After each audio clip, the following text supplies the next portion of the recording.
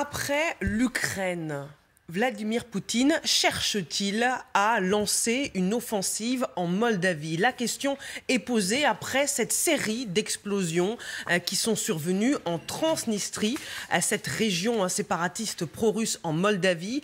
La présidente moldave a déjà annoncé un renforcement de la sécurité de son pays et Volodymyr Zelensky, le président ukrainien, a dénoncé une tentative de déstabilisation de la part de Moscou. À tort ou à raison, on en parle avec Xavier de Giacomoni, avec le colonel Pierre de Jong, avec Valéria Faure-Munchen, qui est députée à La République En Marche, présidente du groupe d'amitié France-Ukraine à l'Assemblée, et Nathalie Schrin, qui est la voix ukrainienne, même si vous êtes française, sur ce plateau. Avant de vous entendre, je me tourne vers vous, Nivine Potros. Moldavie, Transnistrie, de quoi parle-t-on précisément et pourquoi est-ce si important dans le contexte actuel ?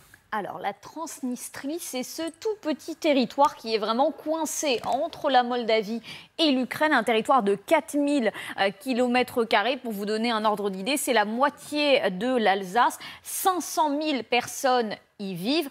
Aux yeux de la communauté internationale, cela fait partie de la Moldavie, mais le territoire a autoproclamé son indépendance en 1991 et est depuis considéré comme une région séparatiste pro-russe avec une très forte dépendance à la Russie. Une dépendance d'abord financière puisque la Russie fournit presque gratuitement du gaz à la région, mais également une dépendance militaire puisque 1500 soldats russes s'y trouvent actuellement et donc depuis plusieurs jours, cette région est visée par plusieurs attaques.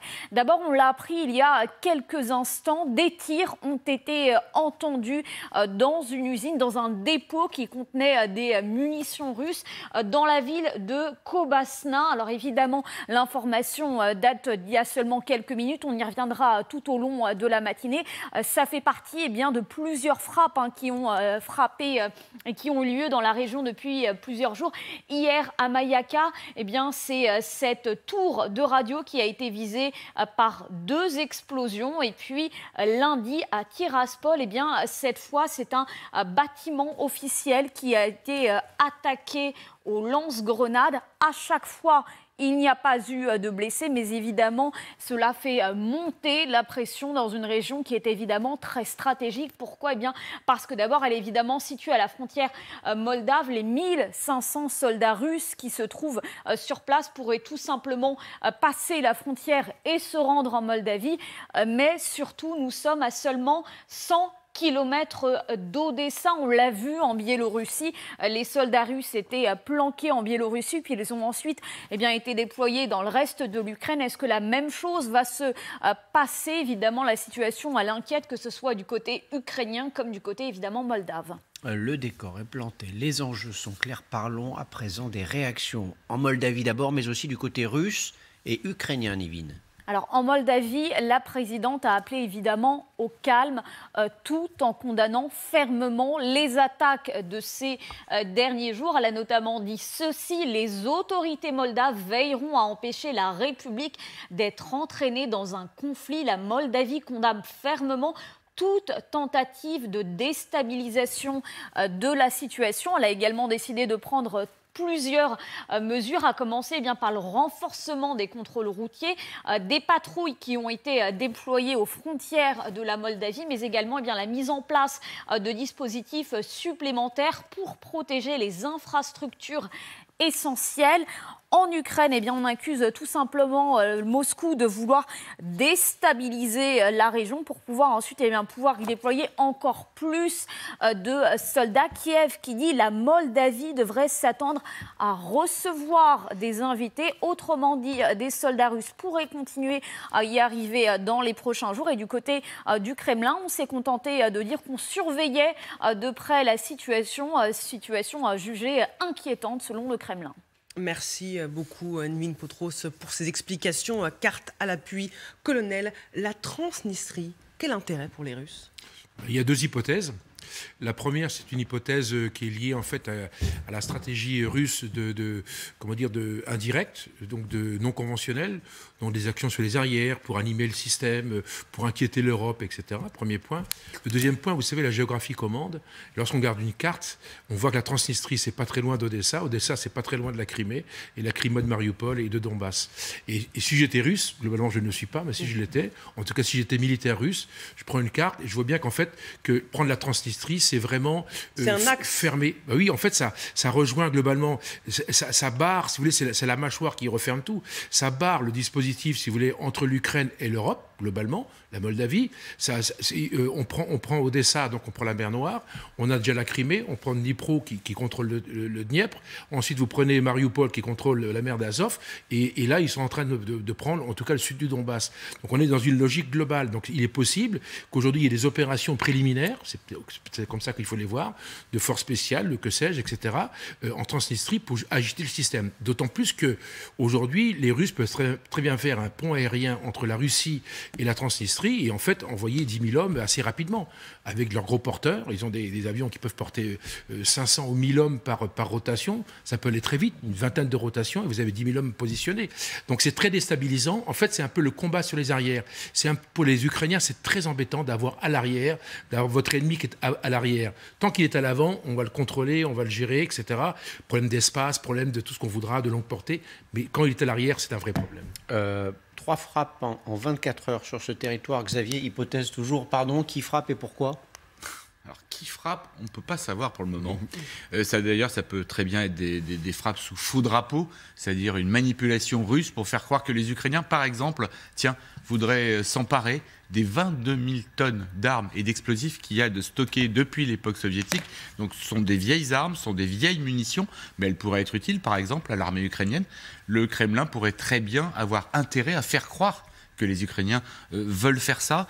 Après, le fait d'enserrer totalement l'Ukraine avec ce que le Kremlin rêve de la nouvelle Russie, toute la mer d'Azov, toute la Crimée, Odessa, la Transnistrie, on voit bien qu'il y a une tenaille magnifique qui permettrait à la Russie de prendre l'Ukraine à terme. Sauf que Odessa, vous y étiez Thomas, n'est absolument pas tombé, que les Russes n'essaient même plus, ils ont totalement dégarni ce front pour repartir dans le Donbass. Il y a juste Kherson.